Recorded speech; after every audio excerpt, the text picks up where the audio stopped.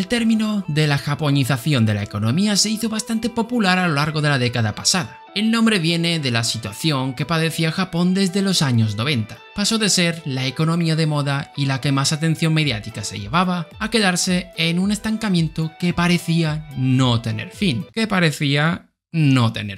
Y es que a lo largo de estos días hay una noticia que está dando mucho de lo que hablar. El índice de referencia japonés, Nikkei 225, ha vuelto a marcar máximos históricos después de más de 30 años. ¿Está despertando la economía japonesa? ¿Volverá a ser un actor importante en el panorama económico mundial? ¿O es un simple efecto colateral de la situación actual? Hoy vamos a ver todo esto, así que poneros cómodos, que empezamos.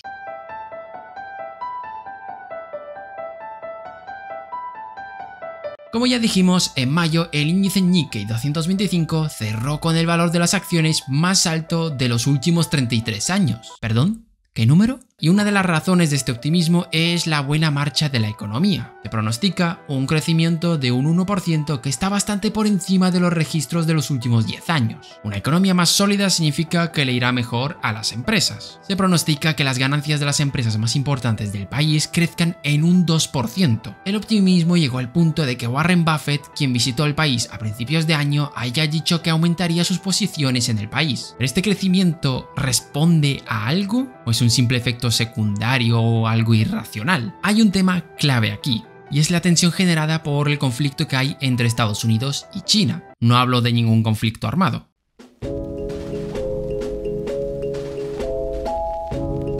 El 7 de octubre de 2022, Joe Biden dio un giro de 180 grados a la política comercial entre China y Estados Unidos, emitiendo nuevas regulaciones sobre las exportaciones desde Estados Unidos a China en materia de inteligencia artificial y tecnología de semiconductores. La jugada venía motivada por el deseo de impedir que China siga desarrollando esta industria. Es evidente, Estados Unidos no quería darle inputs a su máximo rival. La cadena de valor de semiconductores está formada por tres partes: el diseño de chips, la fabricación y el ensamblaje y prueba de estos. Y las restricciones del 7 de octubre limitaban la venta de equipos de fabricación de semiconductores a China, que eran una parte fundamental de casi todas sus fábricas. Hoy en día la industria china de este tipo de componentes es muy limitada y está muy por detrás de la de Estados Unidos. Y hay determinados componentes que solo se pueden comprar a los Estados Unidos. Vale, bien, ¿y qué tiene que ver Japón con todo esto? Aparte de participar de forma directa en este veto a China, también ha recibido mucha inversión debido al deseo de muchos de reducir su exposición a China. China respondió a estas sanciones imponiendo las suyas a empresas occidentales, cosa que también elimina el deseo de invertir en China, haciendo que se desvíen esas inversiones a otros países con fuertes industrias tecnológicas, como por ejemplo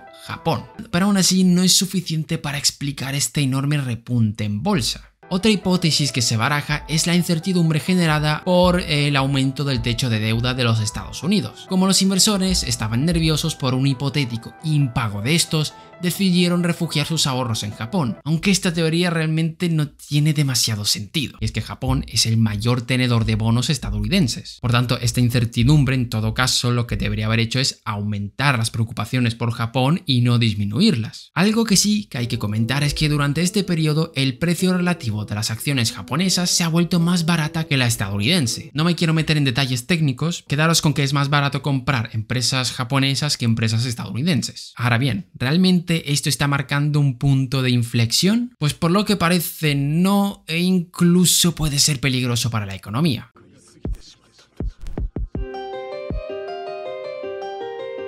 La economía japonesa va a contracorriente, mientras que los países desarrollados están preocupados por las elevadas tasas de inflación y esperan que esta pase.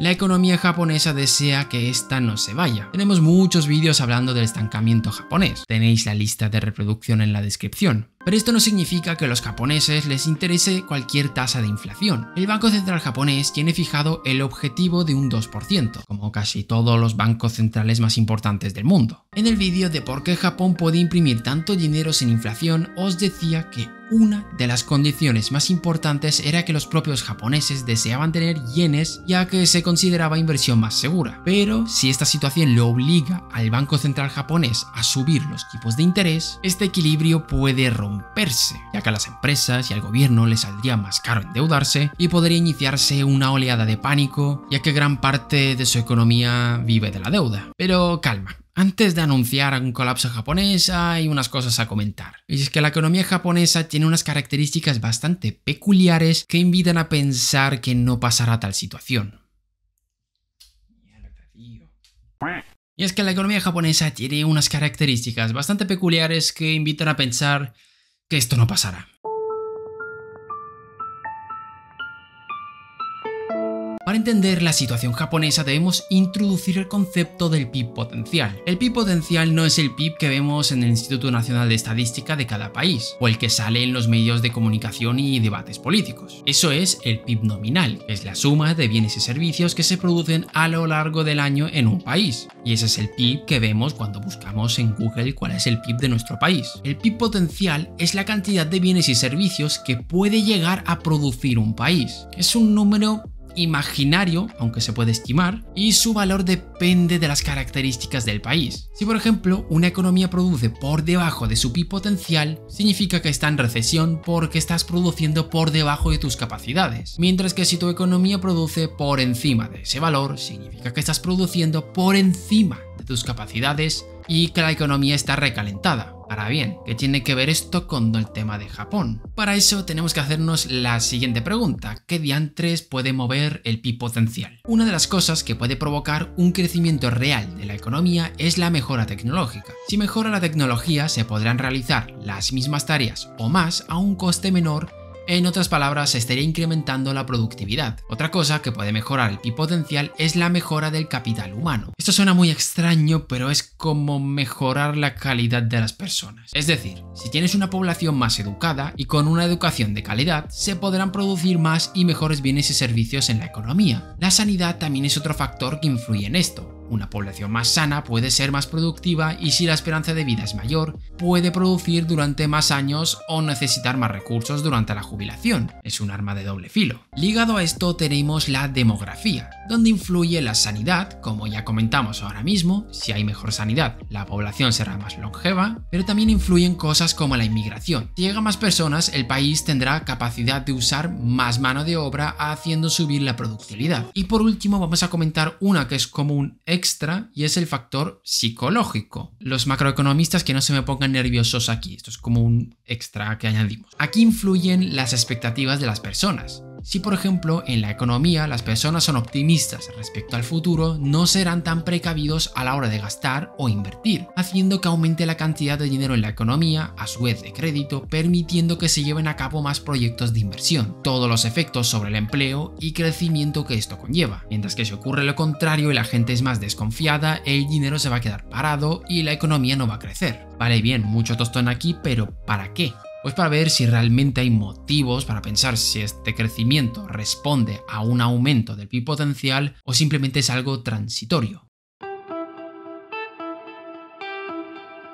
La economía japonesa llevaba estancada durante varios años, y los motivos eran bastante claros. En primer lugar, el trauma que dejó la crisis inmobiliaria de los años 90. Desde esa crisis los japoneses tenían elevadas tasas de ahorro y la inversión que se hace se dirige a lo seguro, deuda pública japonesa básicamente. Por tanto, no consumen y no estimulan la economía y la inversión va a sectores bastante poco productivos, haciendo que la economía se quede ahí estancada. En segundo lugar, y quizás el más importante, la demografía. Por todos es conocido el problema demográfico que padecen las economías más desarrolladas, pero es que lo de Japón está dopado con esteroides. En 2022, el 30% de la población ha cumplido al menos 65 años. Y se espera que este porcentaje vaya en aumento. ¿Y qué implica esto? Más recursos a pensiones, sanidad, y encima tienen muchos ahorros ahí parados que hacen aumentar el problema. y en estos 2 años no hubo ningún cambio en estas dos variables. Es más, la cosa ha empeorado. Por tanto, no hay razón para pensar que Japón va a salir del pozo. Y sobre el repunte de su sector tecnológico ya hemos comentado que es debido al conflicto entre China y Estados Unidos, así que hay muchas papeletas para pensar que efectivamente es algo transitorio. No parece que habrá un cambio de paradigma, pero la situación sí que puede volverse peligrosa. El Banco Central de Japón ya está en alerta por los repuntes de la inflación y si ve que sigue así podría empezar a subir los tipos de interés, y con la enorme deuda que tiene su gobierno esto puede suponer un problema gigantesco. Pero por ahora todo son especulaciones. Dejadnos en los comentarios qué pensáis vosotros sobre esto. ¿Creéis que Japón está volviendo o simplemente es algo transitorio? Gracias por vernos un día más. Recordad visitar nuestra página web. No tengo nada más que decir y nos vemos en el próximo vídeo.